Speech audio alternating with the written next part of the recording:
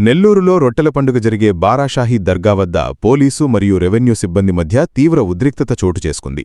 దర్గా మొదటి గేటు వద్ద రూరల్ తహసీల్దార్, రెవెన్యూ సిబ్బంది అధికారిక విధుల్లో భాగంగా అక్కడికి రాగా డ్యూటీలో ఉన్న సీఐ తీవ్ర గర్వంతో ఊగిపోయారని, కనీస మర్యాద, విచక్షణ మరిచి తహసీల్దారని కూడా చూడకుండా బూతులు మాట్లాడుతూ నోటికొచ్చినట్లు దుర్భాషలాడారని ఆరోపిస్తూ రెవెన్యూ సిబ్బంది ఆందోళనకు దిగారు.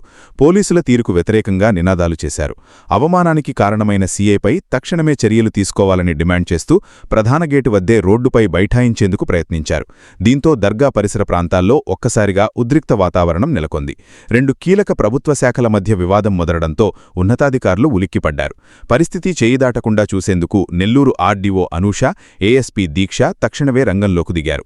సంఘటన స్థలానికి చేరుకున్న వారు తమ సిబ్బందితో చర్చలు జరిపి నచ్చజెప్పే ప్రయత్నం చేశారు. విధి నిర్వహణలో ఉన్న సిబ్బందిపై పోలీసుల ఓవర్ యాక్షన్, దురుసు ప్రవర్తనపై రెవెన్యూ సంఘాలు తీవ్ర ఆగ్రహం వ్యక్తం చేశారు. సదరు సీఐనే తక్షణమే సస్పెండ్ చేయాలని డిమాండ్ చేశారు.